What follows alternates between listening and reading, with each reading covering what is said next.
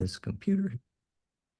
Okay, good. 3, 2, 1. Hello, everybody. We are back at FractalU.com. Welcome, boys and girls, children all over the world.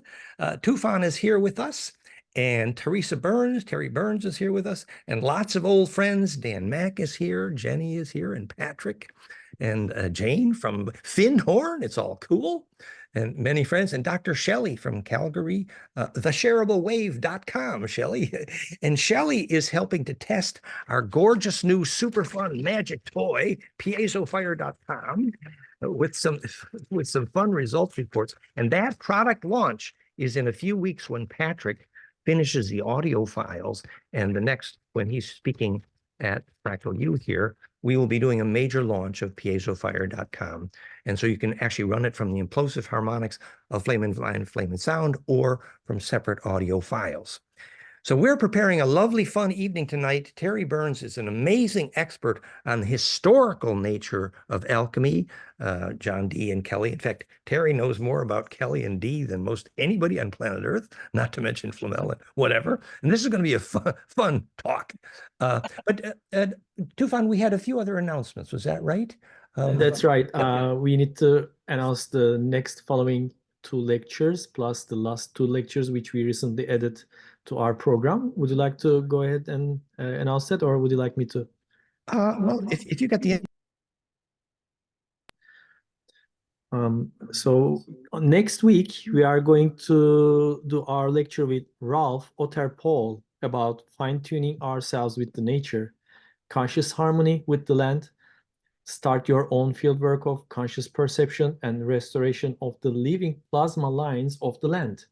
The restoring soils on all levels will create natural abundance of water, food, and balanced weather conditions.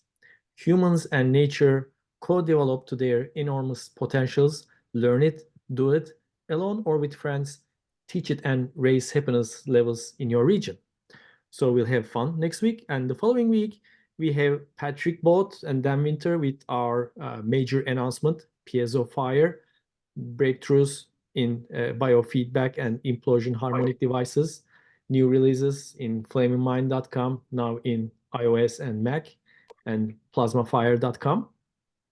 Maybe I'll do the... So, and we wanted to say about the new edition of the last 2 events, new information on the Fractal U calendar, so that from Bali on May 12 and May 19, they're the only events which are not 2 p.m. New York time. They are 5 p.m. New York time. The last 2 events, May 12 and May 19, because our speakers are from Bali, and that's the wee hours.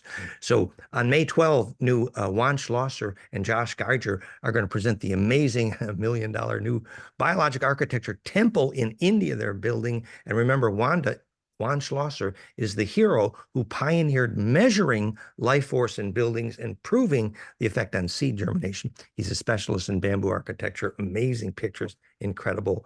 And by the way, related to that, also new on the calendar, April 28th, is Arturo and Lydia presenting all their new bioarchitecture material. But finally, on May 19, the last event on our calendar currently, we just added Alexa, Josh's partner from Bali, who's working with Iris here in Netherlands, teaching kids to see with eyes closed, Bliss in kids, and biofeedback and brainwave in kids. We call it the Outer Vision Project. And they're both amazing in their work with young people. It's really going to be special. So that's the new Climax event series at FractalU.com. And the long-awaited physical and not online physical conference that we are planning to do in the next autumn equinox. We are planning to do a conference with Dan. And Dan, would you like to explain some? So, we had international conferences, which were a bang-up success in 2017, 8, and 9. And then we kind of gave up during the COVID thing.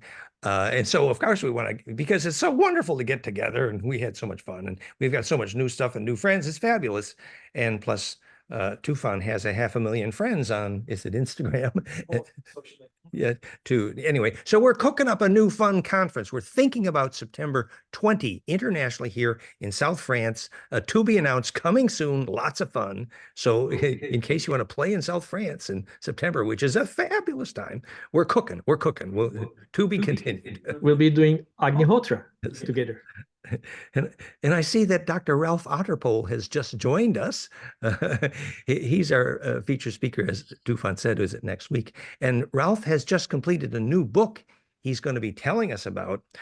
Ralph is a real hero in actually visualizing a life force in agriculture, regenerative agriculture, saving life force in water, and many things. Professor there in Germany. Ralph is really, when he spent some time here, he was my favorite friend. Ralph, really, you're my favorite friend. I want you to know that. Likewise, Dan. Yeah, that's great. And looking forward to serious fun to come. Serious fun to come.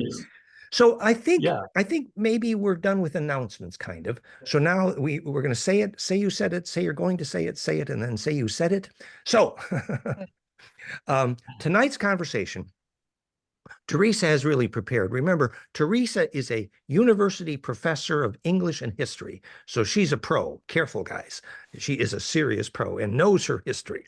So I cannot upstage any of that in any way. Now, on the physics side, I was going to do a short introduction.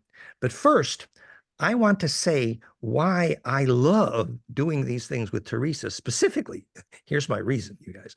It's because I can ask her dumb questions about what happened to Dee and Kelly. Like, for example, when Vincent Bridges, who's everybody knows the story, a hero who remembered being Kelly and Flamel and Crowley, question mark.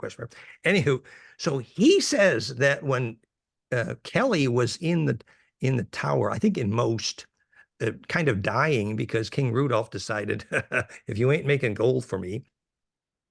And so Vincent, did he lie to me when he said he didn't give King Rudolph the secret to alchemy because he thought King Rudolph did not have pure intention, only to find out later that actually it was the real reason that Kelly didn't make any more gold. He was making gold, real alchemy. Yes, real. And then Teresa's going to tell the documented stories. The real reason he didn't make any more gold for King Rudolph, question mark, was he was out of the magic red powder. Now, what is that magic red powder and what's the physics? So I'm going to take about 3 minutes, 5 minutes on that question just for colorful fun. And then we're going to introduce Teresa. Okay, that's the plan here, guys. So in terms of the physics, okay, now this is the physics.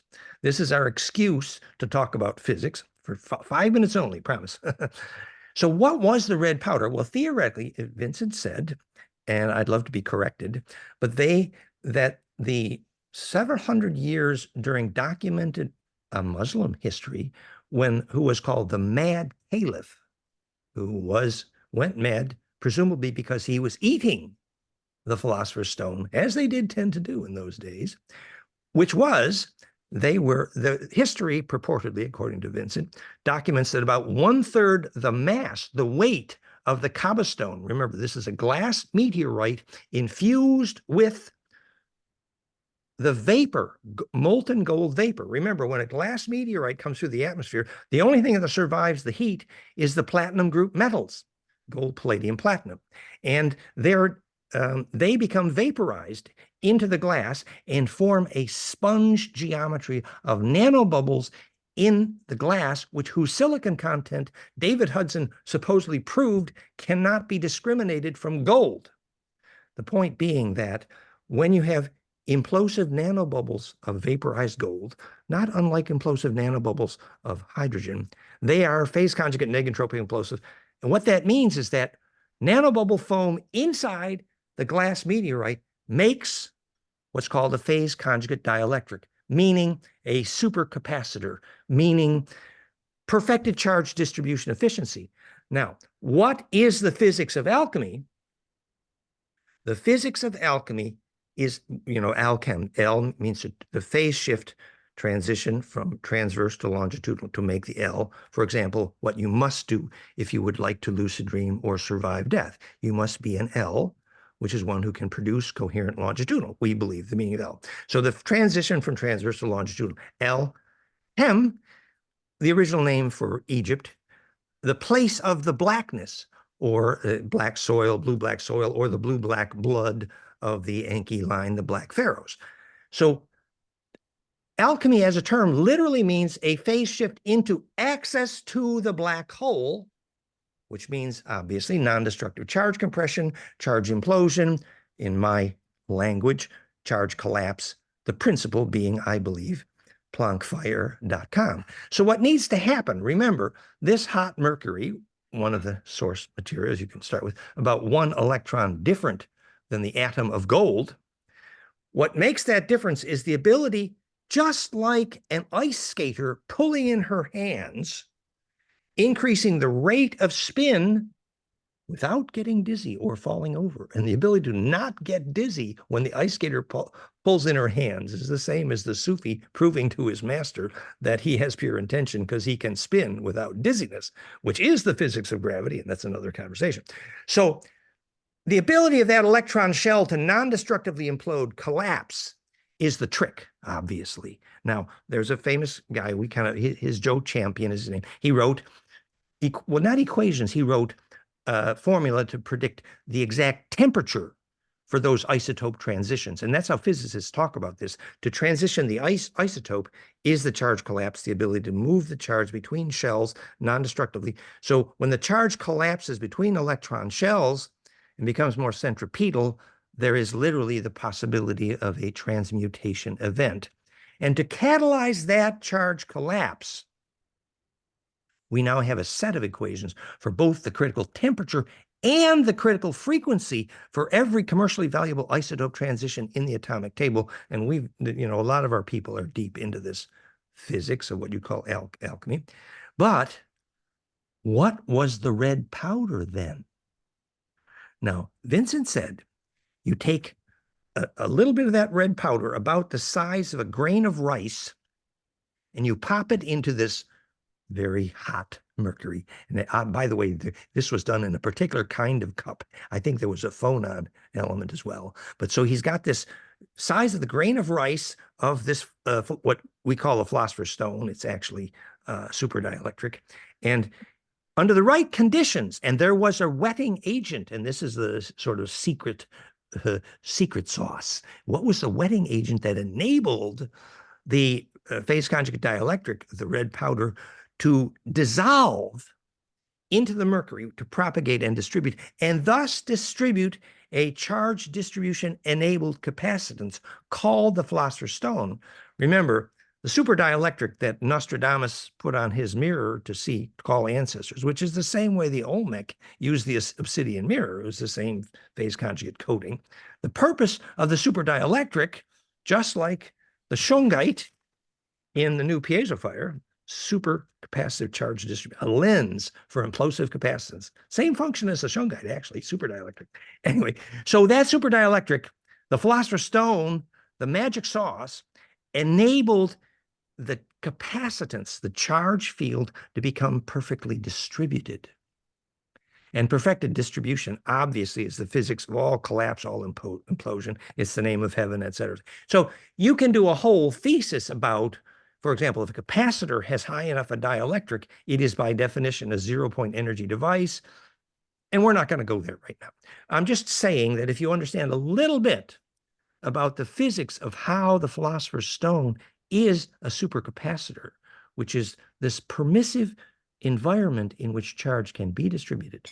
And lastly, how does this relate to the psychology of alchemy, where you get an environment, potential for bliss, and inside that implosion allows the spin to compress, where it becomes so dense that in the center, Kundalini, for example, you radiate this coherent longitudinal of the L, the phase shift, which is how you lucid dream and die well. It's also you make a stargate. So the alchemy of the psychology of alchemy is also related to permissive capacitance named heaven, or planes which are owned, all these terms we have, or Champs-Élysées. So that perfect fractal electric field of perfected distribution enables this kind of collapse. Okay, so we're not going to talk much more about the physics tonight. This is just a little background, but I think it's super fun to think about the historical context. Because Vincent Bridges, believe it or not, he actually understood most of what I just said, I think, actually, even though he was such a colorful person. So Terry knows the historical context in which these lessons were learned. For example, they could pick up the equivalent to the Philosopher's Stone on the streets of Prague because the Moldavite is a super dielectric. Because the reason Prague's magnetic map is a rose is because it's originally a meteoritic caldera, and that meteorite ... in the parallel. So I have carried on too much, and I think Terry has fun stories. So please, Terry.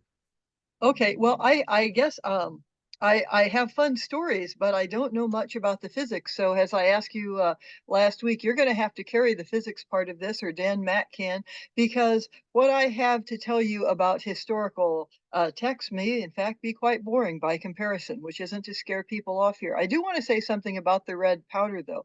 If you just ask sort of a historian of alchemy about it, they'd say cinnabar has to be part of it. You see that in Zosimos of Panopolis, and I'm going to talk about his texts. They're the oldest in the tradition. The other thing in terms of what you'd have with the mercury and water, I know in the works of Zosimos, first of all, you have this great thing that goes on in Greek where your way of saying sulfur is the same way as saying divine. It's theon, so it can also mean like divine fire. So there tends to be some sulfur, some corrosive agent in the water. Now, the corrosive agent can be mercury itself, or it can be sulfur water. But before we started here, I was talking to Dan Mack about the procedures they had back then for, say, taking a copper lead alloy and making it look silver. Well, that would involve sulfur water. And actually, it winds up being called, and he can correct me if I'm wrong here, by the International Alchemy Guild. When you get to petroleum, that's supposed to mean sulfuric acid. But the idea from the old text is it comes from this sulfur water, divine fire in water. But and just to say anyway. that the metaphor for much of this is sometimes called the flame that does not consume. If the sulfur fire actually gets spontaneously colder, then it's implosive and alchemic. And just one other thing, the cinnabar was the stone related to the derivation of mercury, and it's often involved in the Philosopher's Stone story as well. Please, Terry. So, well, what I did was I put together kind of a slideshow, not quite as fancy as the one that Tufan did, just about the historical things. And then I thought I just, since a lot of it is on my YouTube channel where I'm talking about the Monas Hieroglyphica because of this alchemical text that John D finds, and so on. So then we could riff off of that into stories if you want, but I'm wondering, could I share my screen here? And if this gets too pedantic, yell and I'll quit. Oh, no, please, please. We'd love to see your pictures, Terry. Yes, of course. Okay, well, pictures, words, I work more with words, but I'm going to go from the Greco-Egyptian era up to the Renaissance. And as you've already said, alchemy, we get it from alchemy, it comes from ancient Greek through Latin. And let's see, I've got to rearrange things on my screen here because this is all, but anyway, what we want to look at is, since, by the way, al is also just, it's the Arabic article, right? But since al becomes el in Hebrew, which is aleph lamed, there are things that D does with the letter L that are very interesting that I think are a lot more similar to the kind of things Dan was talking about. But the question I have in tracing alchemy from the Greco-Egyptian period to the present is simply that in the Greco-Egyptian period, and by the way, that's the beginning of the Common Era. That's before the fall of the Library of Alexandria. So then the center of the Greek language and culture is not in what is Greece today, or for that matter, what is Turkey today. It's in northern Egypt, Alexandria, and go down the Nile south to Panopolis, the city of Pan, because the Greek god Pan gets merged with the Egyptian pantheon. It's what I call the age of assimilation. So that's where we get our first texts about alchemy. But these texts are not going to talk about the physics of it in the way that either Dan here is. So, but one of the things we know about Egypt before the Common Era is the abundance of gold. So any of you who saw like the most common way to know about that in the US is through the King Tut exhibits. You know that the center column was just solid gold. There were all kinds of gold items in there, coins. There were also gold sandals associated with Thoth, Hermes, the messenger, and that becomes important because our word for angels comes from the ancient Greek angelos, and that just, it means messenger. So it's not until about the 6th century of the Common Era that you get like the current Jewish, Christian, or Muslim meaning of angel. It's a messenger. It's Hermes, it's Thoth, some other messenger. It's easier to should talk say, to. Terry, Yeah. just to say that Thoth symbol, the caduceus, is literally charge collapse, and also mention that Vincent was convinced that much of the gold that we found in Egypt was alchemically produced, question mark. Sorry to interrupt. Go ahead, No, Terry. I'm only going to talk about, as I say, what I can talk about here. I know what Vincent thought about it. I have no reason to disbelieve him. But anyway, by the time that you see through the in the European tradition things that are associated with alchemy, you get like the Ouroboros serpent, the first manuscript we get of that is from the Codex Marcianus, which I'll talk about, and other drawings in the Common Era. And then once you recognize it, you see it going way back. But it has been great fun among alchemy scholars to try to interpret these pictures. Now, one of the questions that I'm going to get to pretty quickly is, what are we talking about with alchemy? Are we talking about lead into gold? Are we talking about metallurgy? We're talking about a lot of different things. The other thing you get over here is from the Codex Marcianus Graecus, a text I'll talk about. And so when you have alchemy, this from the Black Earth, as Dana said, the old name of Egypt, you also have a word that's a cognate with words like juice, sap, animal fluids, and those kind of things become also hints at what different meanings we might have for alchemy. So if someone thinks now alchemy led into gold, it's like, well, that in texts is not even the more significant thing. Now, I'll talk about that in a moment, but you have to remember Greco-Egyptians prize gold, but it means something different to them. Or, the idea is that it's the flesh of the gods is gold because why? Ra, gold colored, associated with the sun. In the merge system that you get by the Renaissance, you can also merge that with something like Kabbalistic ideas on the tree of life and Tiferet. So when Dan Winter talks about passing through the heart of the sun, for example, I always hear then, oh, being in a Tiferetic state, that's gold. So in places like the famous House of Gold in Dendera, which is down the Nile even further south from Panopolis, which I'm going to talk about here in a minute. The idea there is that you're becoming gold, you're merging with the divine. And the temples themselves are colored gold, and there are many metallurgical recipes that people can read now, and they describe metallurgy. Now, if you want to jump ahead to lead into gold, there's also a very good reason why, if Egyptians could produce gold, for example, that they're not in recipes, right? It's kind of dangerous if people think you know how to turn lead into gold, and if you're powerful enough that you don't care about that, maybe it's a King Midas thing and you want the gold to yourself.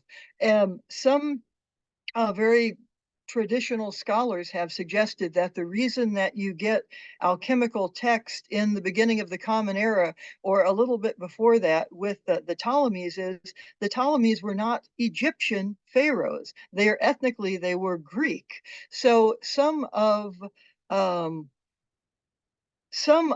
the laws these scholars say got loosened, and so you could write about things that you couldn't write about before. Hence the work of people like Zosimos of Panopolis, who is before the fall of the Library of Alexandria, or the anonymous author of Isis the Prophetess to her son Horus, or people referring to the first actual identifiable human alchemists that we know. Mary, sometimes called Mary the Jewess, sometimes called Mary the Hebrew, sometimes Mary the Prophetess. Vincent had a theory that this was Mary Magdalene. Whomever it was, she was a real person, and her Bain Mary is a kind of distilling apparatus that can still be used. So the point that I wanted to make here, they still call it Bain Marie in France all over. It's a particular water bath. It's called Bain Marie today. Right. And so the question that I always, when someone asks me like, well, what about making lead into gold? The first thing that I ask back is, well, how do you know that's the kind of alchemy that someone is talking about? Now, we think today of spiritual alchemy. Of course, transformation and alchemy just have become kind of synonymous. But very quickly, you have the physical alchemy of three kingdoms. So people in the International Alchemy Guild today, as I understand it, and Dan Mack, please correct me if I'm wrong, they can make a plant stone. So there's alchemy of the plant kingdom. There's alchemy of the animal kingdom, which is either, depending on your take on it, creating life itself, like golem making, or extending life. And there are really strange and interesting experiments that have to do with that, because then what you want is to collect the life force. Well, think of how you would collect life force. Actually, the person who discovered phosphorus was doing that because he was collecting his own urine for years, and it has a lot of phosphorus and it glowed. So there were, even 10 years ago, and I'm sure still today, people, there was a writer online purporting to have made the stone for the animal kingdom through years and years of collecting urea. Well, that's an interesting kind of gold, but I don't also think that's what the Egyptian texts are talking about, by the way. But it's a fascinating idea. So that's the animal kingdom. It's only in the mineral kingdom would you be talking about lead into gold or lead into silver. By the time that we get Christian Kabbalah coming in to the Italian Renaissance in the late 1400s, you also get these things conflated with a Christianized version of the Tree of Life. So Yesod, silver, Tifereth, gold. If you look at texts, though, before the Common Era, long before, like say in Greek works by Hesiod, or the Metamorphosis by Ovid in Latin, what you get is the idea of the alchemy of time, right? The golden age, followed then the silver age. There's also an age of heroes. With one of them, there's 5 ages and the other 4. Or think of the Christian idea of a coming golden age. I mean, it sounds, if you're used to looking at these texts, like another iteration of something that you've heard before. And in the first 3 centuries of the Common Era, in this great Greco-Roman, Egypto-Hebraic, Christian, pagan fusion, all of these things overlie. And that's where you get the first alchemical texts that are readily available in the Renaissance. Although before then, you're going to get people who are alchemists. You get Roger Bacon, you get Flamel, and some other people. I want to just go over some Terry? super Terry, general. Yeah. Just super quickly. So the Tree of Life, we have an animation. Basically, you can animate in 3D dodecacosatetra cube, and you rotate them, and you have the shadow of the Tree of Life, meaning perfected charge collapse. And perfected charge collapse is actually how Kepler, for example, envisioned planetary orbitals as a nest of platonics, again producing golden ratio charge collapse. So many of these systems we can now relate very specifically to the idea of perfected nesting, creating golden ratio, and therefore charge collapse. So these ancient systems were introducing something powerful, and the metaphor of charge collapse may link them. Yeah, although, so right now I'm going back 2,000 years before then, although, I mean, yeah, Kepler is, doing what you're talking about 2,500 years later, and the texts then are, in the Common Era are, well, they're 24 plus years ago. Anyway, I just wanted to review, yeah? You might think that, oh, we've solved these problems today, but actually, if you ask any physicist, no one on this planet seems to know why an object falls to the ground. And in fact, not one of them even seems to know why anything is centripetal, like life force, consciousness, and gravity. which is charge collapse. So no, this problem has not been solved. This is my humble opinion. Go ahead, Terry. Sorry. Right, but you are still talking about turning lead into gold. My point is that not all alchemy is turning lead into gold, but Or yeah, in certainly mercury. those problems haven't been solved. I mean, Yeah. the whole problem of gravity, it's fascinating that like there should be a giant discussion of this, and there is not. Oh, I know you could start with what makes anything centripetal. That's the core question. And that's what alchemy is, in essence. Yeah. So, well, I just wanted to review some basic ideas of things that went on in Egypt for millennia that then informed things in the beginning of the Common Era, because people then perhaps cannot read hieroglyphs anymore, or maybe the high priest can. There's a whole debate about that I could get into. But the basic idea of becoming gold is simple. Egypt has become monotheistic. The sun god Ra, I mean, this is after the time Akhenaten. Ra, the sun, gold. He's born every day, goes across the sky 12 hours, dies in the west, goes through the underground. And so you even see that in where funerary complexes are. They're on the west. Why? Well, then you can think of Egypt as it looks like a huge country, but it's also this very narrow, almost north-south strip of the Nile that, it has a few curves in it. But so this basic idea is governing all the many complications and assimilations that go on in the Egyptian afterlife. And you see, oh, just a second. It says my battery is running low here. That's not good. Let me just say that, and we firmly believe that now precisely the valence geometry of the gold atom, the SPDF subshells, are specifically and precisely tetracube, dodecacosa nested precisely. And the valence geometry of what makes gold noble is also the atomic geometry, the nuclear hadrons of gold, is also perfected charge collapse because the platonic nest is complete. So you see the idea of the perfect gold being the perfect heaven, the perfect sun god, perfect collapse, perfect implosion. It's all in, well, of course, to me, I have a hammer and everything looks like a nail. So it's all charge collapse. Well, Dan, I think I should just let you talk because I have No, because I don't know the I have history. a dying here, so I had done No, but so that's the idea of looking at the history here, is that we've seen the history spread out in all directions, and that's a beautiful thing. But when we can distill it to a pure principle, then we can see through what makes it and us immortal, because it's the pure principle that's going to survive, not the personalities, obviously. So, that's been kind of my life, looking for the pure principle behind these things, but much assisted by people like Terry, who've taken the time to do the history.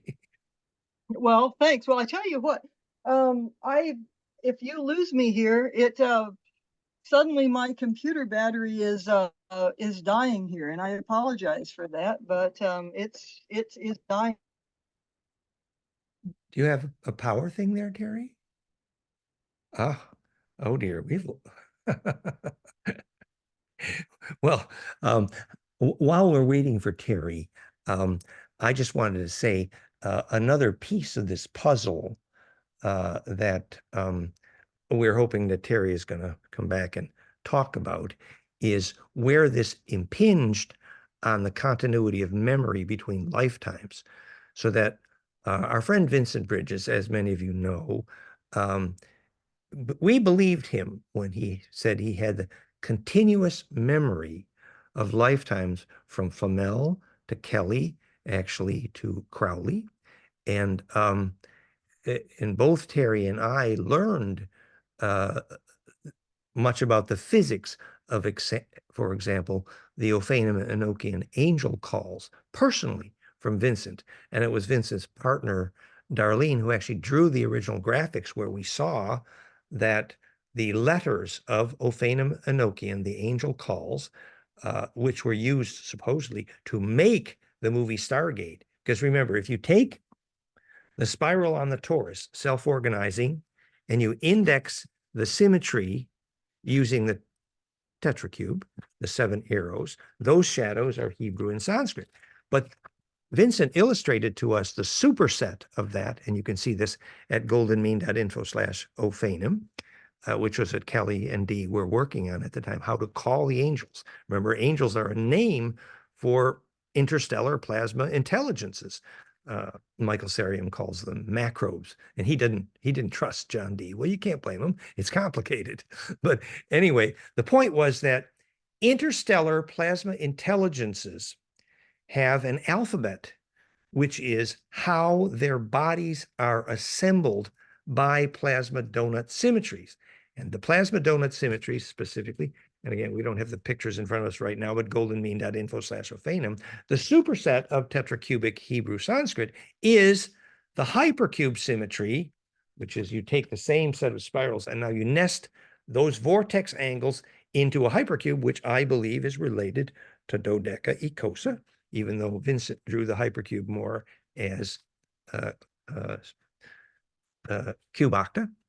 Point being that if you tilt the angle at which you're throwing donuts down the vortex accurately and make them implode into large plasma donuts, plasma domains, that's what we call angels. So, and remember in my first lecture in this series, we emphasized so enthusiastically that once you knew what it was that when plasma turned inside out recursively, implosively, what made it self-aware? Why is ball lightning so responsive to telepathy? Because the implosion at the center of toroids of plasma turning inside out recursively, that implosion connects the center of those vortices to the longitudinal array. Remember, when the vortex is perfect, then the transverse wave is converted at center, the Planck threshold. The squirt gun makes longitudinal EMF coherence, the only physics of gravity waves, if you believe Bearden, and the only physics of ancestor memory, if you believe me, and the only physics of what you need to propagate if you would like to lucid dream and take memory through death. You have to become longitudinally coherent. That is, when your aura, your glands, your DNA is imploded and squeezed, then the transverse EMF, which is less ordered, goes through the center of that squirt gun and propagates as coherent longitudinal EMF, literally the L as in Elohim, okay? The L is the one who can make that phase shift, and that literally is immortalizing. So when you use the hypercube symmetry of Ophanum and Nokian, you can implode very big plasma domains called angles, angels, interstellar plasma intelligence. Again, Michael Sarium called them macrobes. And he thought John Dee, he did call the big ones, but Michael Sarium thought that was also big trouble. And it's true. You know, if you have astral hygiene problems talking to your local ghosts, imagine what kind of astral hygiene problems you might have if you're starting to talk to interstellar plasma ghosts. You might need really good astral hygiene skills. And then we have a couple of questions. Shall we go over them before Terry joins us? I think that's a fun idea. Sure. Go ahead. Let's just carrying on. Yes, please do. So first one from Liz. Does ingesting ormus or monoatomic gold improve the possibility by conduction? Well, thank you. Yes, so we put the note in there. I have several dozen articles on the biophysics of monoatomic gold at goldenmean.info/gold powder. And you're right, it is related to the issue of conductivity at a more subtle level. It's related to the fact that monoatomic gold is also a perfect phase conjugate dielectric. It's the perfect capacitor, which is why we think ormus, a gold powder, remember there were hundreds of pounds of this stuff in Moses's old laboratory as he had changed his name from Akhenaten, we think. So either Moses, who was the founder of the Essenes, remember the Jesus bloodline is directly, quote, out of Egypt, which by the way is the name of the book. And so, yes, the Essenes made money because they were gold powder cooks. And what was that gold powder doing? Remember, the Ark of the Covenant had a spark gap. They called it the mercy seat. And the implosion of that spark gap had the capability to stabilize nanoparticles of gold in the monoatom state, because normally gold in a monoatom state is not stable.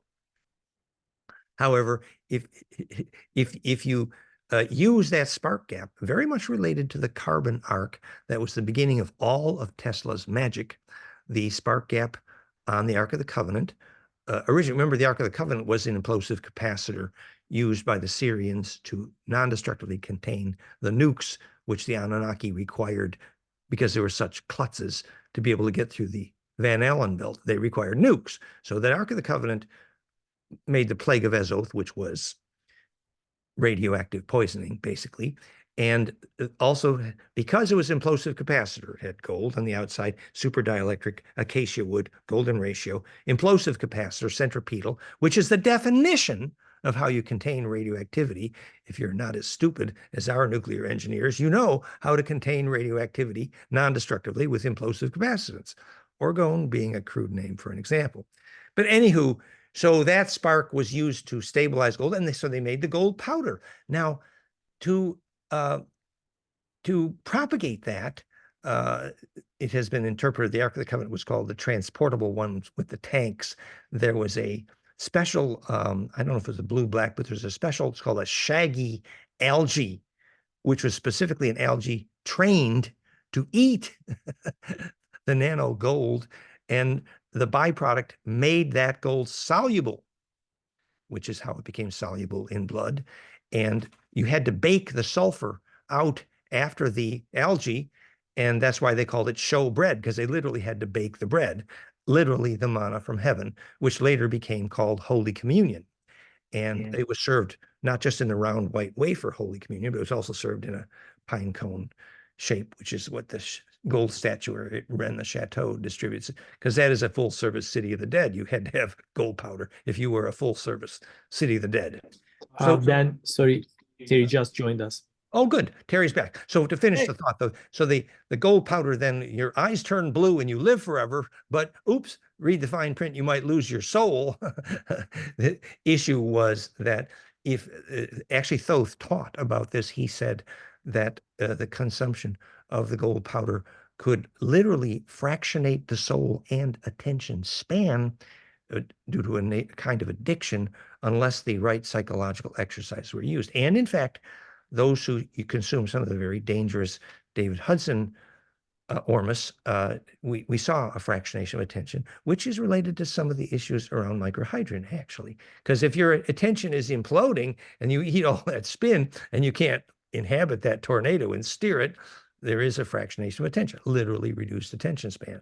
So there's a whole bunch of issues around the consumption of monatomic gold. The short summary, though, would be the more organic sources, the rhodium, iridium, the aloe, manatech, manalo, the natural derived sources, even the deep seawater derived, when the deep seawater has that potential because it has rhodium, iridium, emulet, and you can precipitate out that milky substance with the alkaline. So big story about gold powder, but there's a little taste of it. But since Terry is back, shall we, Terry? Well, sure. I won't go into that PowerPoint again. I'm real sorry. I'm glad that we're a two-computer family. So now you can see our lovely Christmas lights that we haven't taken down. Anyway, what I wanted to talk was going into that whole other spiel about was just to talk about why gold was so sacred in Egyptian thought, and the idea when the pharaoh dies that there is this long going through the underworld. I had some pictures I was going to show you of the Book of the Dead and that kind of thing. And the idea is you become one with Ra. Now, this is also how you have God indwelling in statues. So the first text we have from people like Zosimos in that common era, and there's a big debate about if Zosimos is Christian or Jewish or the old religion, and I'd say, oh, it's the same thing. But the idea is with the opening of the mouth ceremony, which some of you may know, that you're breathing the breath of light into these statues. But the idea is that's the light of the gods. It's becoming divine. And some of you may know on my in my Monas Hieroglyphica class, we've talked about the whole idea of becoming gold being Tiphoretic. So those are what some of the texts were that I was going to talk about. There's also a really famous text, and I know Dan knows this text, the Codex Marcianus Graecus 299. That's where we get Isis the prophetess to her son Horus, where here is this story of alchemy you get. I'll tell you in a moment, but how is this related to earlier alchemists like Roger Bacon, Nicholas Flamel, even George Ripley, those who said they had the powder in effect? So that's where I'm going with all of this. So in the most simple and earliest story in the Codex Marcianus, there is this Hebrew sounding archangel, meaning the name sounds like it's from Hebrew, Amniel. And Isis the prophetess, okay, so this is a goddess, right? Talking to a Hebrew archangel. That's kind of odd to begin with. And Isis appears to be, for a variety of reasons, in the underworld. Well, one reason might be that Set has just killed her husband Osiris, right? And she's writing this to her son Horus, but she remembers him literally, and Osiris becomes Horus. All right, so there's that whole backdrop. Isis says to Amniel, who is kind of showing up and flirting with her, and it's a whole Book of Enoch kind of thing, right? He's this, and he thinks Isis is kind of attractive. It's kind of the ultimate way to offend everyone in every religion that's fused together there, right? So this archangel appears, thinks Isis is very attractive. She's not interested in him because she's working on her alchemy. And so then she says, well, if you give me the key to alchemy, I will, whatever. You can interpret it as have sex with you. I think a more appropriate way of interpreting it would be like merge energy bodies with you, but however you want to interpret it. And so Amniel agrees to do this. So they sort of energetically merge, and oh, she's got the secret of alchemy.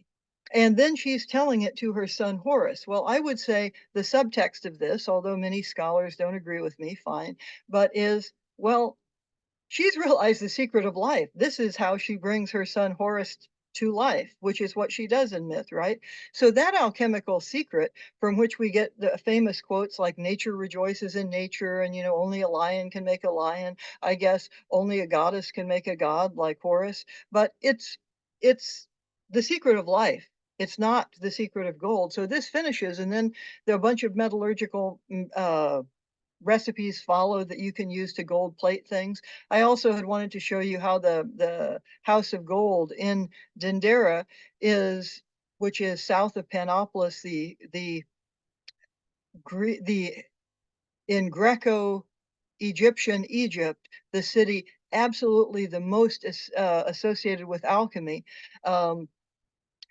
The idea of becoming gold, coloring things gold, coloring statues gold, is to become one with the gods. Okay, so fast forward and we'll get to these Kelly stories. I think Dan knows better perhaps than I do, but so you get works like that written down, and John Dee discovers them a couple years before he writes the Monas Hieroglyphica. And I've argued elsewhere that it's the combination of knowing Christian Kabbalah and having this alchemical text, I think, that leads to the Monas Hieroglyphica. In fact, I'm sure it is. It's not a provable thing. But Dee finds this in Venice, copies it it's in ancient Greek. Dee's an expert in ancient Greek. He copies it by hand. But that book that is the oldest surviving manuscript doesn't come from Venice. It comes from Istanbul, which was then Constantinople. And it's not from actually Istanbul either. It was probably, I would say, brought there centuries before, because it's copies of copies of copies. It comes from Panopolis, which if you look at where Alexandria, Egypt is and go down the Nile, that's quite a ways south, but the Panopolis was even called Chemis by the Greeks because it was so associated with alchemy. But these things have to do with tincturing things gold, making copper lead alloys and making them look silver than gold, but you still see the stages there that you see in Renaissance alchemical works, like the 12 gates. Well, the 12 gates of the underworld that you have to go through to become gold and merge with Ra are as an easy idea for the 12 gates. The idea that you have to be spiritually pure. Well, Mott will weigh your heart in the underworld, and it has to be lighter than a feather. So many of you know those things. And so I would say scholars today argue, I think, pretty persuasively, if you're talking about the text rather than the physics, that these oldest alchemical texts that are then resurrected into the Renaissance don't necessarily have to do with lead into gold. They have to do with immortal life is what they have to do with. The other thing is you get people who are writing about alchemy before the Codex Marcianus Graecus, but it's stylistically, if you read them, they're way different. You get Roger Bacon giving instructions for making the Philosopher's Stone, and that's in the 1200s. It's right after the time of the Cathars, but if you analyze what he's talking about, it's a little creepy. He's talking about making gunpowder, actually, which, you know, I guess is one kind of Philosopher's Stone if you have your idea of charges is not charge collapse, but something very different. Anyway, after that, you have Flamel and George Ripley. Ripley is a person that Dee likes, and then Kelly takes up, whose his bosom book and his 12 Gates are associated with alchemy. And there's others like Norton. Flamel, you've already heard me talk about, Dan, that, I mean, what Flamel does is fascinating. We have his woodcuts, but there's no evidence from his time that he even existed. So then I'd ask you, how did our friend claim he was Flamel?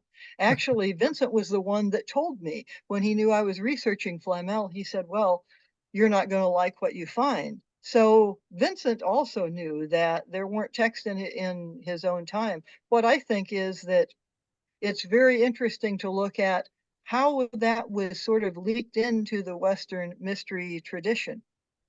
And then I'll fast just to forward. say, Yeah. but we were so much hoping the Flamel story would matriculate historically, because then all the Harry Potter fans and Emma Watson would have a way in to see that alchemy was in fact spiritual right out of Harry Potter. But I just want to make one other quick comment, Terry, was that, you know, Osiris was supposedly able to go into the heart of the sun, which is the chief feature of who is Ra, who is Enki, Osiris. Right. It's literally every ancient religion was a sun god religion. And to pass through the heart of the sun is, according to any advanced shaman, the only way in or out of here, actually. And I would remind that when the most advanced clairvoyants, Leadbeater and Besant and others, examined the heart of the sun and the heart of the human and the heart of hydrogen, they saw the same thing. They called it Anu. It was 7 spins outside, 5 spins inside. Obviously, 7 spins tetracube, 5 spins dodecacosa. Literally a Platonic nest of perfected charge collapse. The golden heart of the sun, the golden heart of the human, the golden heart of hydrogen is all the same principle.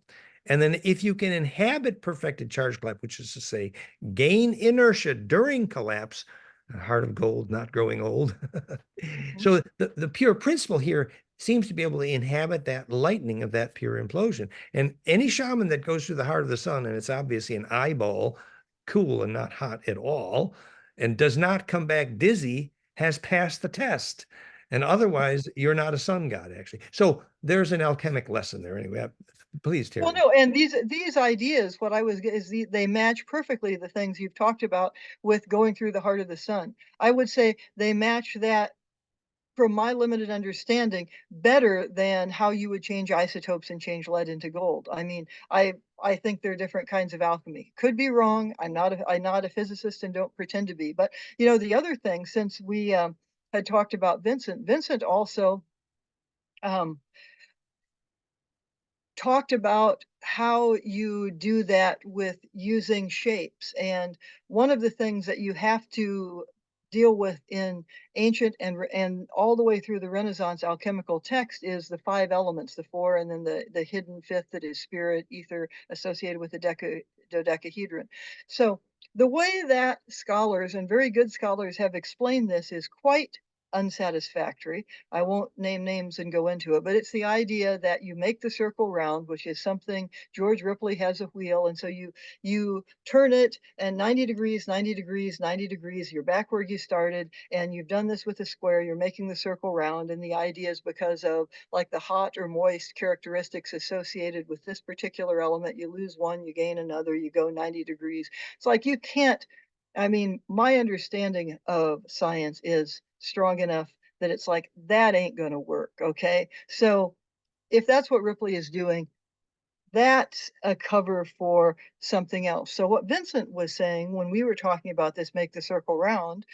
Now, who knows? Vincent would blow smoke when he wanted to, as you know, but he did this with ceremonial magic and actually the pentagram. And the idea was what you see as a flat pentagram is 5 90-degree turns, not 4. So that matches your 5. That's the pentagram. Then you work with the hexagram. You remember his bit about, well, real magic means you've got to follow a pent with the hex. And a lot of ceremonial magicians would say, well, pentagram is a microcosm, hexagram's a macrocosm. So then you get to the hex and you have 7 turns with the hex.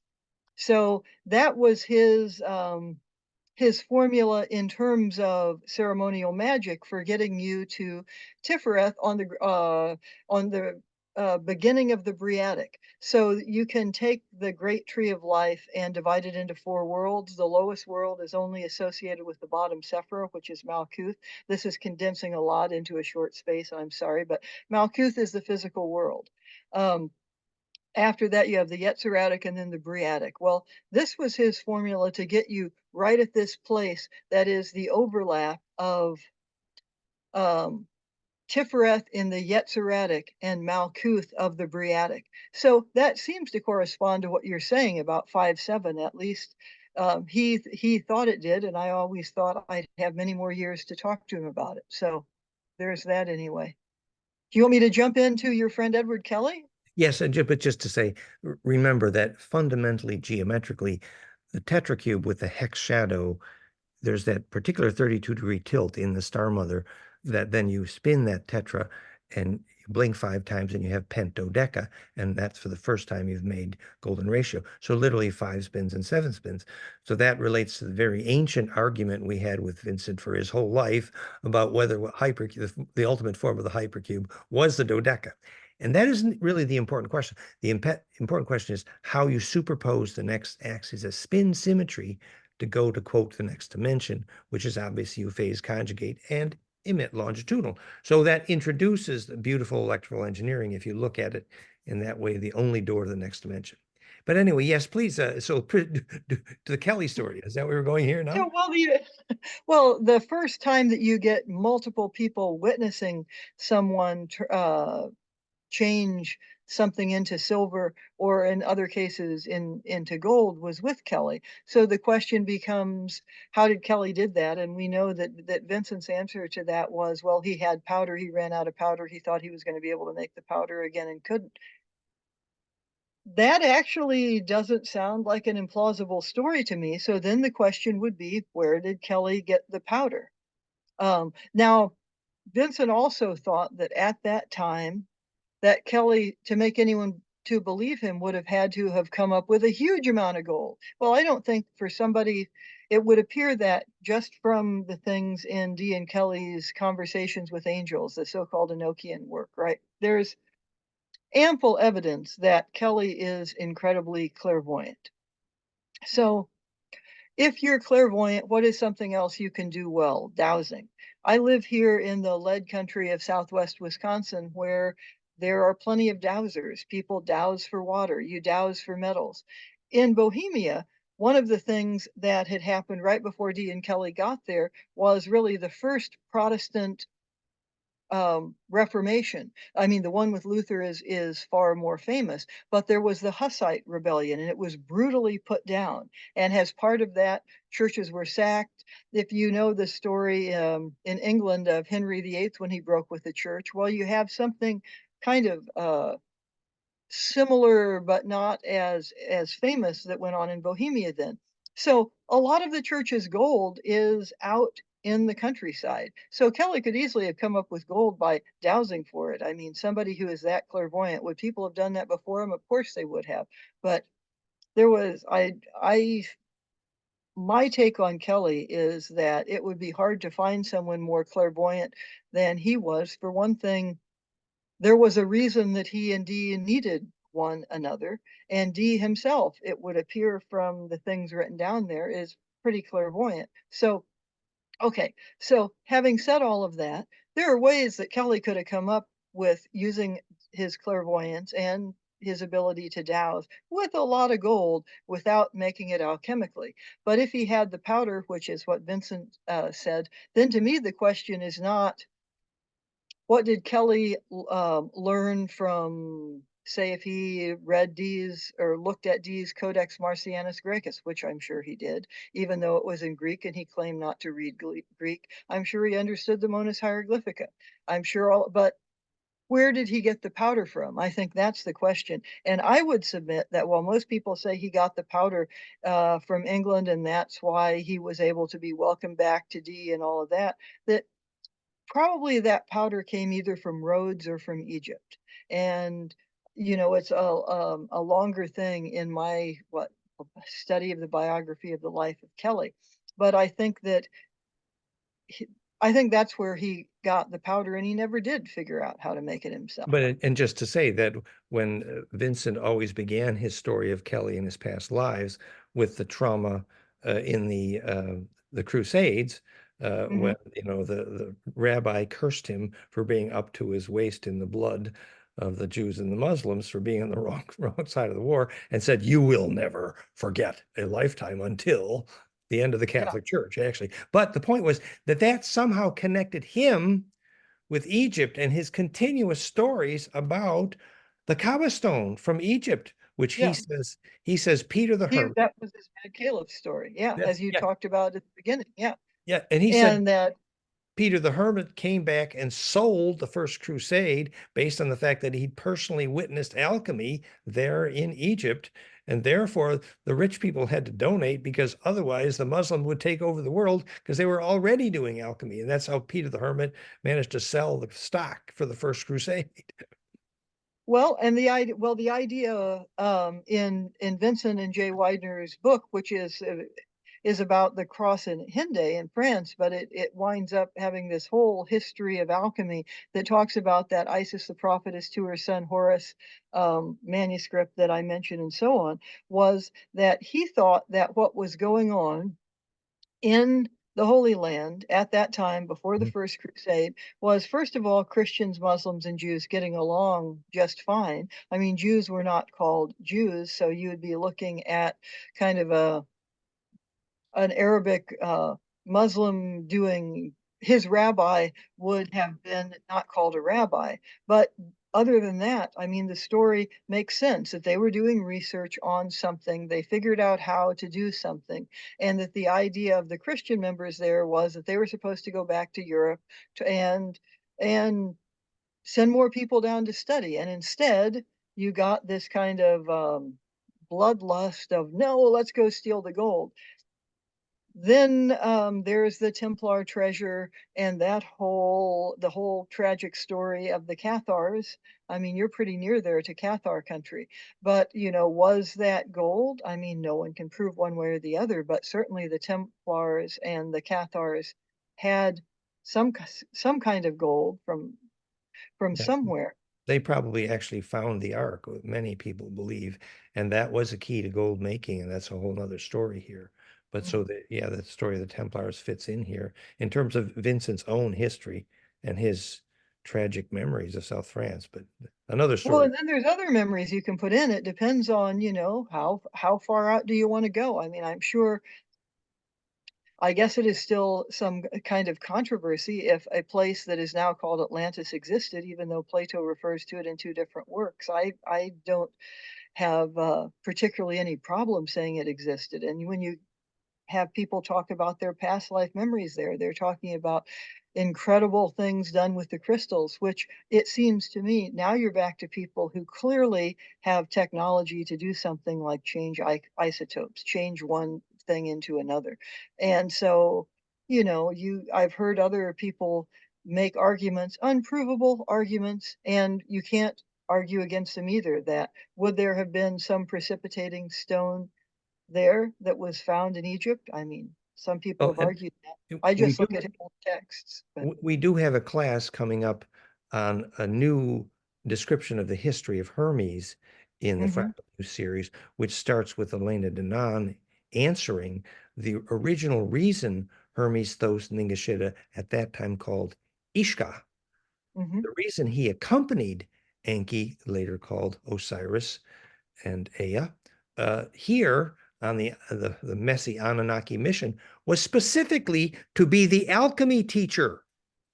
And the symbol of Hermes obviously being Caduceus, which obviously the lead into gold is a minor part of that. Actually, a major part of the alchemy was creating a gene pool that could have a soul by imploding the DNA, the Caduceus conjugation, the whole thing. So that story is part of an upcoming course based on extending the ET history story from our time with Elena Denon. But Ishka, even if you're even if you're looking at the Renaissance, another understanding of alchemy in the Renaissance had to do with royal bloodlines. I mean, there's no question about it. Now, exactly.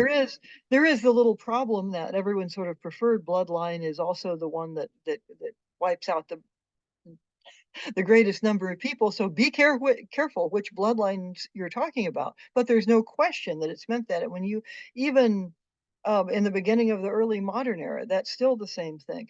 And the idea of alchemy as a solution for infertility. I mean, that was part of the reason that Rosenberg was so taken with Dee and Kelly in Trebona, which is he was the last of the house of Rose Mountain, Rosenberg, and he had no heir. In fact, Europe at that time seemed plagued by people who didn't have legitimate heirs. So then, there's that whole meaning of alchemy. But anyway, another place, another thing related to Kelly with that powder is that, it's interesting if you take Vincent at face value that he had the memories of Kelly, which you and I both do. I mean, I don't necessarily have this, rabbit after leapfrogging rabbit idea of the same consciousness lifetime after lifetime. I think one of the things we really need is a metaphysics of consciousness that talks about what are we really talking about if we're talking about reincarnation. And you and I have talked about that a lot, but I don't have any doubt, as weird as it sounds, that Vincent had these particular memories. I suspect it was an earlier incarnation of Vincent, frankly, that put this Flamel story out there. I mean, Nicholas Flamevel, or as he called him, Nicky Flamevel. I mean, it's not a real name. It's talking like the flame and the L, like you were talking about. So anyway, if you have the memories that he had, why don't we know who Kelly's parents are? Isn't that kind of interesting? I ask him, like, why don't you remember that? One of the things that will cause you to forget something is hatred, even if you're trying to get rid of that. I mean, that will break up a particular kind of memory. So I think that Kelly got that powder from the father that Kelly didn't want to talk about, but that would take us really far afield. That's a And fabulous story.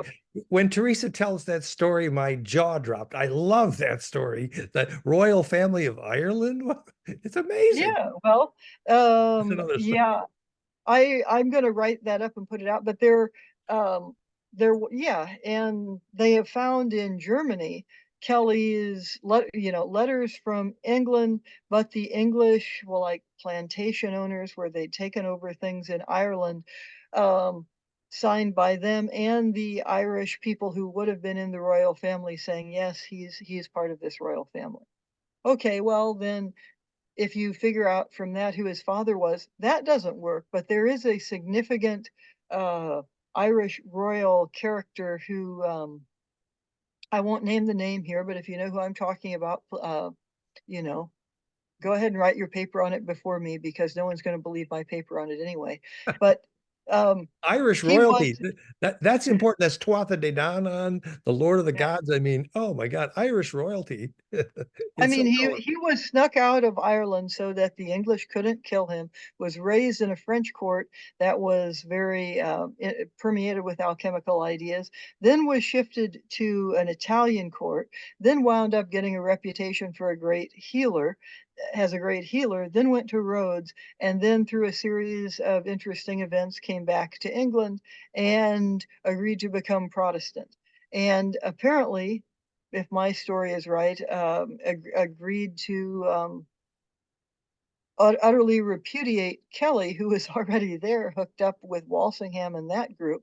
So that would give Kelly plenty of reasons to dislike this father. But I mean, you can't prove any of that, but that's my working thesis on Kelly and where he got his powder from, that it came from his father, who got it in Rhodes, learned what it was with people who were in Italy very, very interested in alchemy, the Medicis, which is, they're quite Yeah. so. If you ever heard Vincent tell his red powder stories, man, your jaw dropped. It was vivid. It was a sharp recollection. It was intense.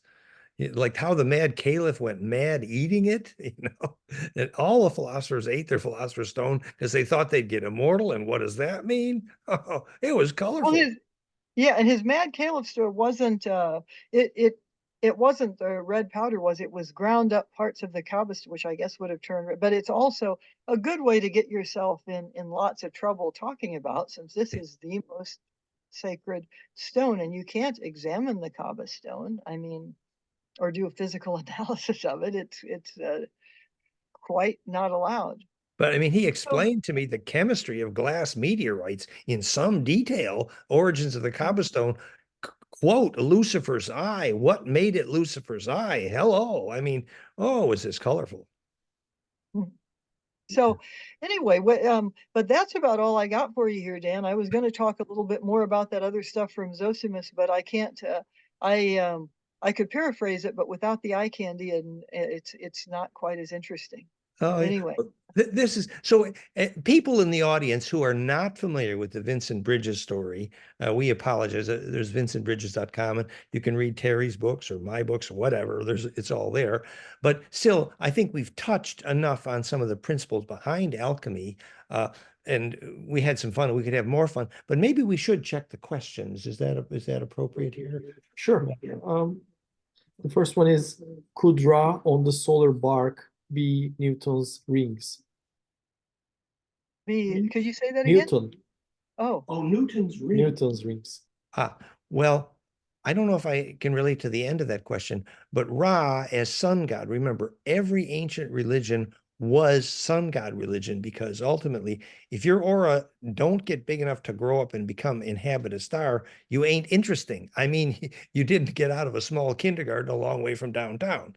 And Ra obviously indirectly is now referring to Osiris Enki, the one who, if he didn't inhabit the sun, the Nile would not flood, and they had to fire the pharaoh. So, I have my memories of Tutankhamun fit there, because if you couldn't make rain, they fired the pharaoh, and I had that memory. So, but Newton's ring? Yes. What's meant by Newton's ring here? I don't know. Yeah, Newton. I mean, Newton also, I think he was postulating in advance the concept of electron shells, which is charge collapse, which is a set of rings, or the rings of the planet orbitals, which are also charge collapse. So you could take that in many directions. Anyway, Sure. Newton's Another one from Ralph. He asks if biological transmutation, alchemy equals spiritual transmutation. Yes. Well, biologic transmutation obviously is very relevant here. Louis Kevron's famous work that the sweating miners were able to actually make phosphorus in their body, and that chickens actually make calcium by transmuting atoms. So the literature on biologic transmutation is powerful and relevant here. So the kinds of fusion and isotope transitions, if you do the research, you see biology is absolutely capable of transmuting. There is no question. Louis Kevron is only the beginning on there. And does that relate to spiritual transmutation? Absolutely. That when the inner flame is that intense, literally the flame that does not consume, I would relate it to the story of Kundalini or bliss, or however one of you talk about that inner flame, that precisely the reason that flame does not consume is it's implosive, for the same reason that Schauberger's vortex spontaneously got colder just before that piezo water vortex began making voltage from gravity. Literally non-destructive charge collapse, literally to gain inertia during collapse. So that is the right metaphor. Could I, Yes, it's Did, a follow-up Hello. comment on that question. did In Terry theory, want to say something? Terry, did you? well, I was just going to ask you a quick Oh. question with this, Dan, because there's a common Renaissance excuse of why the alchemist doesn't succeed, and it is usually, well, my assistant isn't spiritual enough or something like that. I mean, there's the idea that for this to work, someone has to be of a high spiritual attainment. No. But then my follow-up to that is, Kelly, as much as we love him, let's say he had some issues. So I think with the powder, what can you overpower the lack of spiritual attainment, or would you say that Kelly had that? Well, that's the issue. I think it led to corruption, clearly. So he didn't have the flame that wouldn't consume. That's the exact issue. He did not demonstrate pure intention, I think. But I think Ralph, were you trying to say something? Did we? We cut somebody off here. Who was trying to say something? I'm not sure. Oh, okay. I thought someone was trying to Hello, hello. Yes, go ahead. No, I thought ether, one type of material. Is there anything related to ether? Transmutation? Say that Ether. again. Say it again. Ether. Etal? Ether. E-A-E-T-H-E-R. Okay. E-T-H-E-R. Are you referring?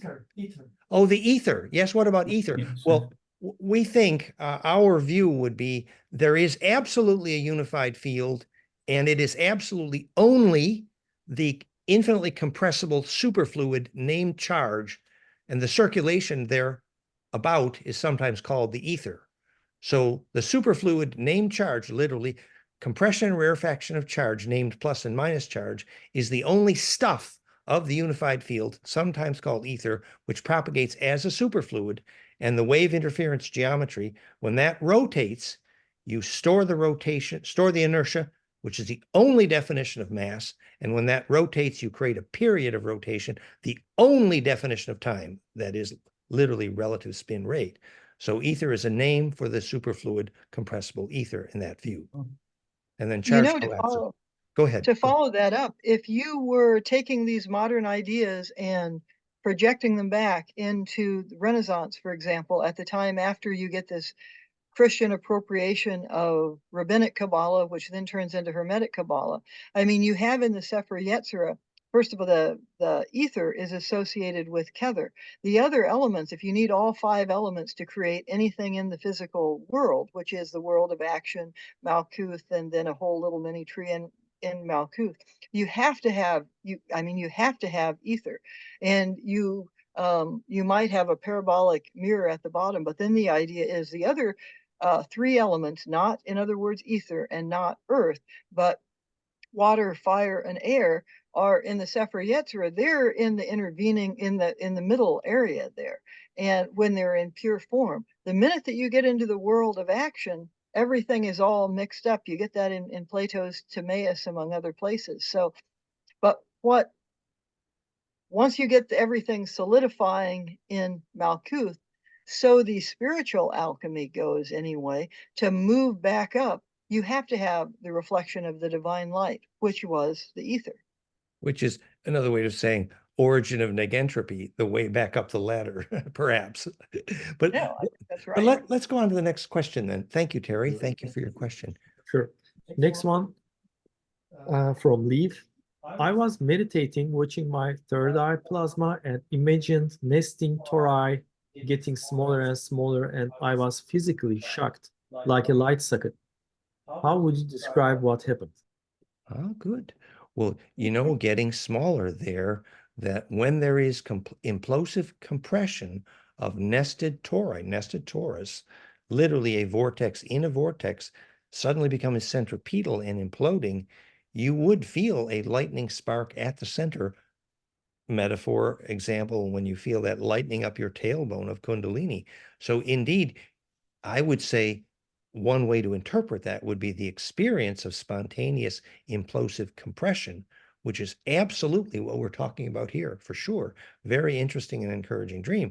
Remember, whether you call it Kundalini or not, when you absorb that level of charge density in your spine, in your body, intense bliss, for example, it's a fabulous wonderful launching pad to rapid evolution. And it's often dangerous, as Kundalini is, because when you experience that lightning bolt, if you don't know how to steer the tornado, if you don't know how to ground afterwards and remineralize and all those things, it can drive you nuts. It's dangerous. So absolutely taste that bliss, but absolutely learn the hygiene of getting grounded and nourished afterwards. And above all, your life depends on your inner guide telling you when to stop. If you inhabit lightning too long, there is such a thing as too much. Absolutely. So you want to get close to that lightning bolt, as Daniel Brinkley did, but learn the hygiene of that intense bliss has stresses on the nervous system, on the nutrients, etc. Your crown chakra burns. Believe me, I know that story. So yes, you're getting close to intense bliss, which is fabulous. And learn to interpret that, learn to create a journal, learn to turn what you have seen into some form of service so that it gets grounded, and then you won't go nuts. But a blessed dream, really. Anyway, for what it's worth. My 2 cents. Right. Next question, perhaps? Yeah. Christopher asks, my teacher in Bagua circle walking, very similar to Sufi whirling, says about the dizziness setting in when people walk in circles is craziness leaving the body. So would it be appropriate to continue whirling even though dizzy and thus getting more aligned with your principle? Oh, I love that metaphor of craziness leaving the body. I like that metaphor. Well, yeah, I mean, classically, there are even magazine articles about the physics of gravity based on Sufi dervish turns. I have some slides from my slideshow, but it's true. So that the essence of why you do not get dizzy if you have pure intention is like this. When you go to bed, if you can play your day backwards like a film and not interrupt, it means you've digested your day, which means you will not be distracted. Okay. So the same thing when the dervish is turning, which is to say, you must keep referring your attention back to center so continuously that absolutely any distraction, any evil, just like what you need to be doing at the moment of death, if you want to succeed, distraction is absolute loss.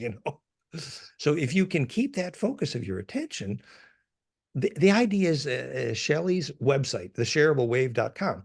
The shareable wave exists at the center of that tornado. It is absolute stillness, it's absolutely electric, and it's absolutely connected to everything. And you cannot stay there if you're not shareable, which is to say, everything there is pure principle. Everything there is pure lightning. And that radiance into that array has a ticket to enter the door, which is, you have digested your day. Every wave, everything you've experienced all day is now distilled to pure principle. It's perfectly shareable. You can completely relax into that electric center and distribute your memory into a perfectly shareable mean. Everything is served by all of your memory, and anger absolutely will not compress. And that's why it's the correct test for the Sufi dervish turning. And yes, that means the craziness is flying out. I like it. Anyway, that's my 2 cents. Next one is from Shelley. Let's ask Elena if she can speak about Apollo, Python, and Enki's mother, Samothea, also Ptolemy, David Adair, Shungite, and positive AI. Well, Elena has talked about Enki's mother at some depth. I don't think she's talked about Ptolemy from David Adair, but yeah. Anyway, but unfortunately, it's not my role to tell Elena Danan what to talk about. But indeed, many who are working with her are dealing with those issues. Thank you, Shelley. Okay, next one is from Daniel Zulaga. Thank you, Terry and Dan. My question is, has anyone either of you know of personally or not, in modern times or recent past, attempted to engineer and reproduce an Ark of the Covenant black star hole in a gold acacia wood casket with said phi proportions? What applicable range of functions would it perform in modern day? What is the black star hole elementally composed of? Mercury, I'm sure somewhere. Then I'm sure you have put through thought into engineering this. I'm grateful for both your inputs. Well, first, there are many who have attempted to build models of the Ark of the Covenant. There are even documentaries about it. The core physics is actually teachable and tunable. So remember, the outer shell is gold. It's in golden ratio proportion rectangle. And the inner material is a super dielectric, that acacia wood. The finer grained hardwoods are higher dielectric. And remember, the function of that is literally that the capacitance, the resonance electrically of the sides, by assuming that golden ratio cascade, become implosive capacitance, sometimes incorrectly called orgone. Original function, I believe, by the Syrians who designed it, was for the non-destructive containment of the nukes. And most scientists who are willing to think about it eventually understand that implosive capacitance is the electrical opposite of radioactivity.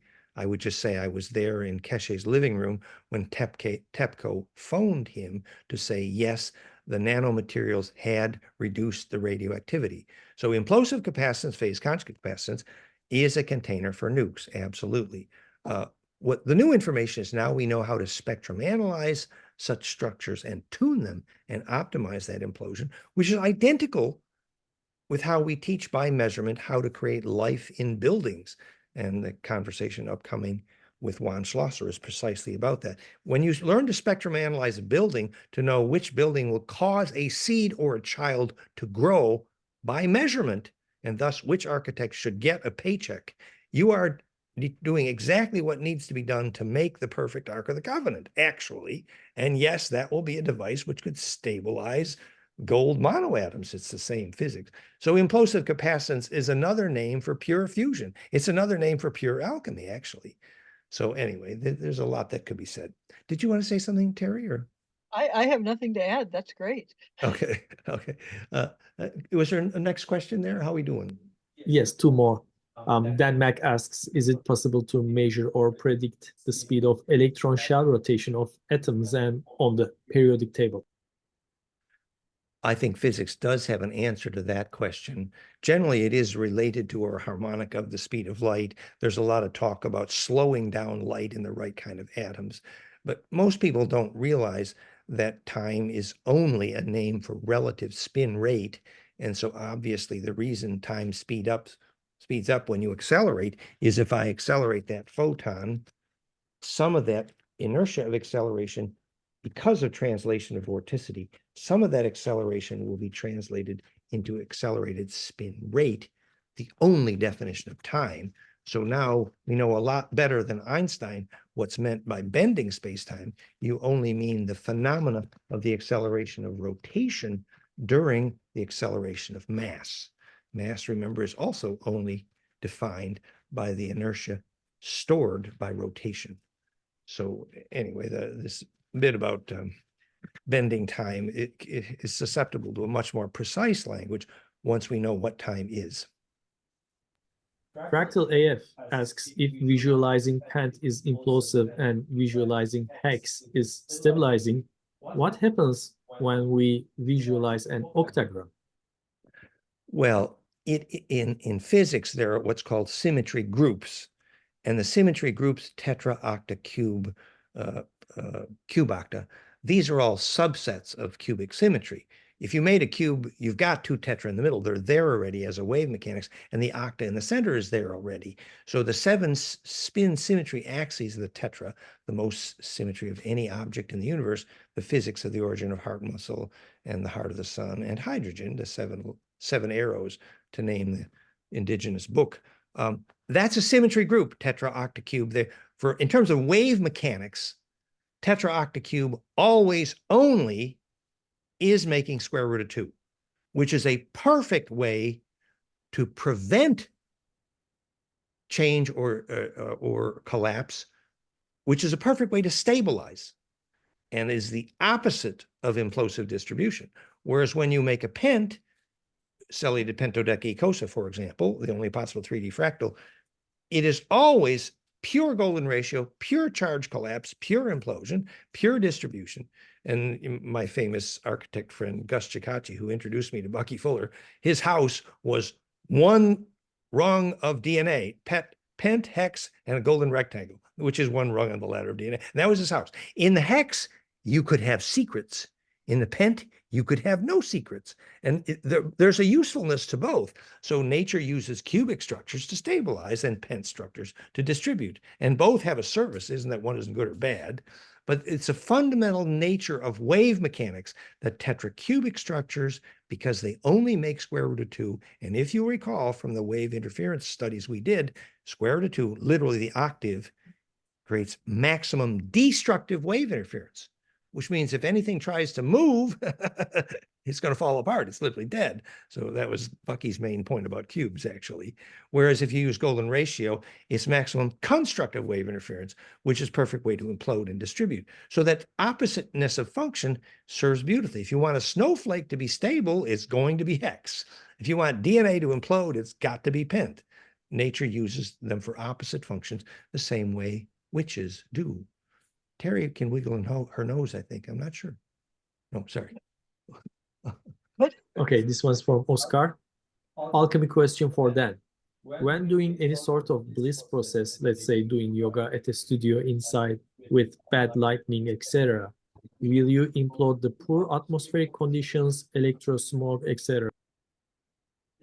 Well, we always say that, there are some times when you can walk on water, but generally it's easier to take a bridge. And what that means is, yes, if you need to do some bliss process in a bad place, like a metal building with electrosmog, bad air in the works, if you need to teach some kids, okay, you can, but do not expect your bliss process to be sustainable if you don't have access to nature, because when you do bliss, more and more you're imploding your environment. Very practical example. When they told Jasmaheen, well, we want you to prove that you can live without food, but oh, by the way, we want you to do it in this damn metal hotel room. Oh, shit. No, that's the wrong place to prove you can live without food. If you want to live without food, it's wonderful, but you got to do it in nature. The same reason Luke Skywalker couldn't raise the Jedi any other way. Anyway, hextapent. I see a question from Dan Mack there. I didn't really. Do you want to say something, Dan? Yeah, I just like to say something, and it goes to the first part of Terry's discussion, where in alchemy, at least in my understanding, and there are several ways to turn one metal into its highest exalted state, gold. Any reference to like sulfur or mercury, while you do use acids in the process, but you're using the acid to get to the sulfur. So you're not, and it may be sulfuric acid that you're digesting something into, but then that's just one step in the process. To make the philosopher's stone, the 3 ways that I know that, and whether it's mercury, lead, or actual gold, you need gold, is the water, where the flame that does not consume. Another way of saying that is the water that does not wet your hand is in alchemy. If you see a picture of the wolf, especially the wolf chewing on the dead king, it is antimony. And I'm talking about the red stone, or the Caleb stone, right? That's glass. I've never been able to analyze that, but I can tell you right now, there's only 2 things, and it's a process, and it would be too long to talk about it here. But there are 2 things. One of them you turn into 2, and it's antimony and gold, and you need to make glass. There's acetates involved. It's a color temperature that you go through. Yeah. This one's resting. This one's resting. I don't know if you can see this, right? This is resting. There's only 2 things in here. Well, there's 3 things, but there's only 2 things in here: gold and antimony. And you need to make the glass, like the kava stone, which is glass with gold in it. You need to make that. but you need to take antimony through steps. Nice. Right? And then make glass out of it, and then do another step, remake more glass, and then add your, very fine, turn your gold into powder. I mean, powder, like, drop it into aqua regia and then precipitate the gold out. So it's very fine powder. It becomes homogeneous. This one right now is resting, but that is, there are acids used in alchemy, but it is mercury, sulfur, and those are alchemical terms. It's not sulfuric acid. Though sulfuric acid, nitric acid are used to deconstruct something to start the process, but there's no any term is like sulfur and mercury. You're not using. Yes, you do use mercury, but you are not. It's the mercury they're talking about is not elemental mercury, though you can use mercury to make the philosopher's stone. Yes, I think anyway, that's really all I wanted to say. Oh, it's good. You've done some serious homework here, probably more than most of us. And it is true that the nature of the flame of sulfur under the right conditions might be the perfect flame. And I would say just one other little intuition here is that it was so ironic that David Hudson's chemists, when they burnt his gold powder, never admitted to finding anything other than silicon glass, even though he had made gold. When they burnt it to do the chemical analysis, they thought it was silicon glass. And that was the gold powder. Well, why? Because the electrical geometry of silica is in the transition state too. And so the glass is a great metaphor here for the atomic structure, which has the electrical field, which then could be catalyzed under the right conditions. And that's a whole nother story. But anyway, Well, if I could add some historical notes to what both of you have said. I mean, the word for sulfur in ancient Greek is the same as the word for divine. No one thinks it's like, the kind of what we would now call sulfur. But the reason I was talking to Dan Mack about that sulfuric acid before is because when you get into later alchemical text, you get some people saying, oh, well, that's sulfuric acid. No, I totally agree with what you're saying. It didn't make sense to me when I think it's even the Wikipedia article on petroleum is like, oh, this is a term for sulfuric acid. I'm like, well, it's not. That doesn't make sense. And mercury, the whole introductory chapter of Jennifer Rampling's wonderful book on English alchemy is called What is Mercury? Because it's not the element mercury. I mean, yeah, and there's so much physics there about the only one electron different than gold, but we can't do that whole conversation today. But it's a fun conversation. We have a hand raised here. Oh, sorry, Dan. Yeah. Okay. Go ahead. Is alchemy has anything to do non-vegetarian or vegetarian or eating meat something? Yes. Well, the idea is that consuming life force is actually what's alchemized. So obviously anything that can't enter into the charge symmetry of implosion will inhibit that process. So essentially, to be able to recognize life force in food would be the beginning of inner alchemy. It's real. And, like a shaman would have a lucid dream the night before and have a holy communion and spear the fish the next morning, and they'd agreed in their dream to consume each other's memory. Well, that's a case where you don't need to be vegetarian. However, in general, if you want efficient implosion of life force, then you need to understand what living force in food is. Basically, because life force in food is the beginning of that implosion fusion process, which literally does transmute. That is spiritual alchemy for sure. Do we have any final questions here? We're kind of running the end of our time. Final questions. Yes. Thank you. Can silver ratio produce electrically effective fields geometries? How and why?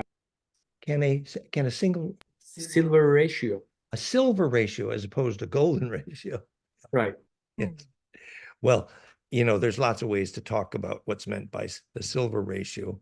But effectively, like Fibonacci, it was a cascade which approached golden ratio. So remember, the only thing at issue here is how can waves converge non-destructively? That is the only issue, which is the problem which stumped Einstein, non-destructive compression. So the day that we proved that golden ratio is the generalized solution to constructive interference, so our view is that the silver versus gold ratio, the silver is a cascade on the cascade approach to golden ratio, exactly in the way the Fibonacci cascade is simply a caduceus to approach golden ratio, which is to say, approaching the question of perfect compression, which is the only subject of alchemy, perfect compression for sure. Thank you. Last question from Brittany.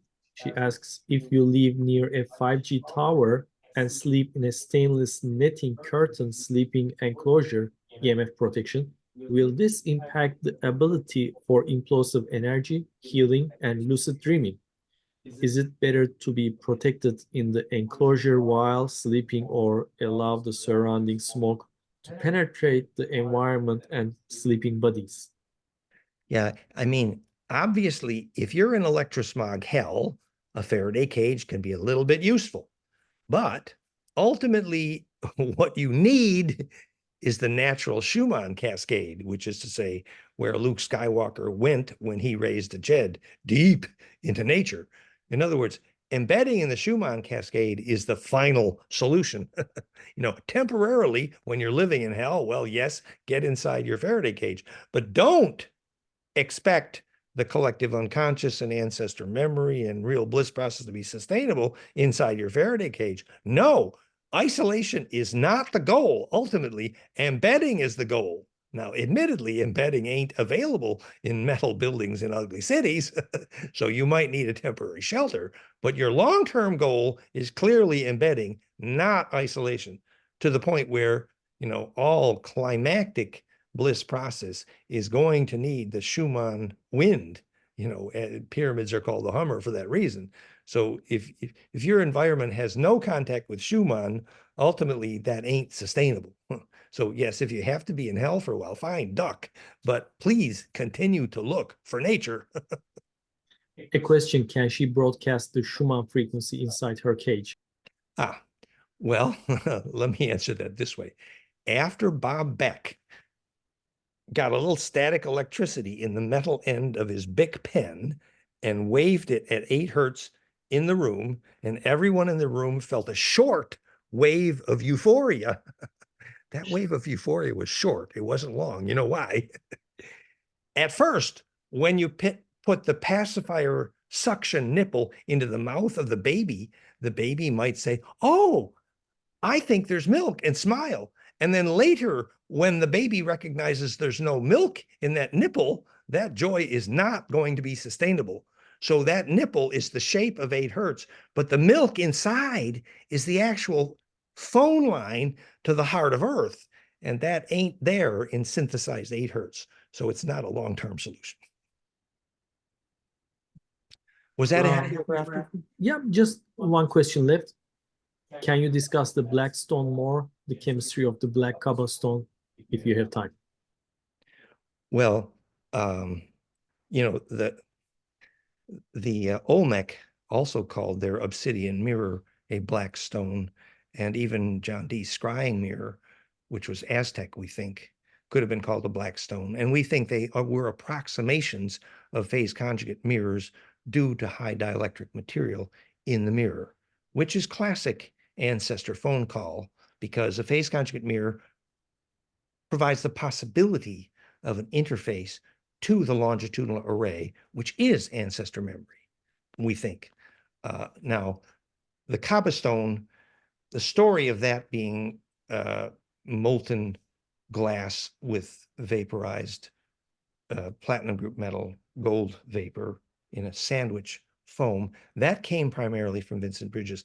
And I don't think we have verification. And some people, Paul, for example, did actually not agree. So I would call that a hypothesis. It's just interesting. I think the point here is that once you understand what charge distribution perfected is, the only definition of heaven, for example, sometimes called phase conjugate dielectric, the famous paper, Alice in barium titanate land. Barium titanate is the phase conjugate dielectric, which allowed the first phase conjugate optics to make time reversal and negentropy. Well, it's just a media in which distribution is so perfected that charge can kiss noses. And actually, that is a good way to finish, I think. Yes, we have successfully covered all questions. Well, Yeah, I Terry, wanted to thank you for having me, Dan. This was awesome. I always love to hang out here, and I'm sorry about the tech trouble, but I really enjoy hanging out with you all. So and we enjoy your history, skill, Oh, and yes. knowledge. She knows everybody in Kelly's family and who they're related to. I mean, it's colorful. Thank you both and everyone. Thank you, everybody. So please join us next time.